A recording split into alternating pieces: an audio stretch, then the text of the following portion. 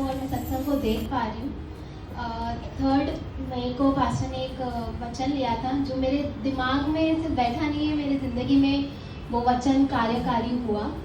वचन ये था मीका का 7:8, मैं ज्यों गिरूंगी त्यों उठूंगी, even if I fall in darkness the Lord is my light. वो मुझे पता नहीं था ट्यूसडे के दिन मेरी लाइफ में कुछ ऐसा हो जाएगा कि मेरी पूरी दुनिया ही हिल जाएगी। मेरी आंखों में थोड़ी थोड़ी प्रॉब्लम थी, मैं डॉक्टर के पास गई थी दिखाने के लिए। डॉक्टर ने बोला ये आपने क्या कर दिया, और ये टाइम तक तो इंसान अंधा हो जाता है, आप कैसे देख पा रहे हैं मुझे समझ में नहीं आ रहा है। डॉक्टर ने एक वर्ड यूज़ किया, I don't know how you are so lucky. वो 2-3 बार बोल के मुस्कुरा रहा था, मैं मन ही मन बोल रही थी मैं लकी नहीं हूँ, मैं ब्लेस्ड हूँ। उस दिन जब मैंने सुना मैं रोना बंद नहीं हो रहा था, क्या हो गया है मेरे साथ, अब मेरी आंखें चली जाएगी, अब वैसा होगा वैसा होगा। तो डॉक्टर ने बोला कि कल आप एक काम करो, पर्दे के डॉक्टर से आके मिलो। इट वॉज 7 मई।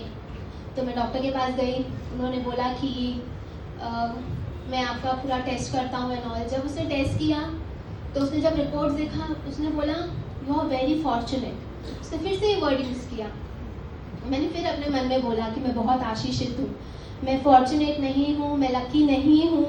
मैं अपनी मम्मी के साथ गई थी, मैंने अपनी मम्मी के सामने अपने डर को बहुत कंट्रोल किया, मैं रोई नहीं, मैं बस अपने अंदर वही वचन को बार बार बोलते जा रही थी। डॉक्टर ने बोला कि जो बीच में होता है तो सर्जरी होती है, आपका एकदम बाउंड्रीज पे ये हुआ है, तो आपका सिर्फ लेज़र ट्रीटमेंट से ठीक हो जाएगा। तब मेरा विश्वास बढ़ा, मैंने पास्टर नितिन को भी कॉल किया कि ऐसा ऐसा हो गया है।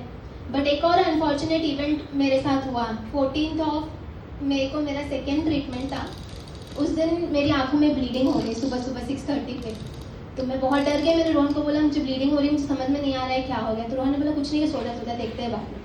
जब मैं डॉक्टर के पास गई, डॉक्टर ने बोला कि दिस इज़ वेरी अनफॉर्चुनेट कि आपको ब्लीडिंग हो गई।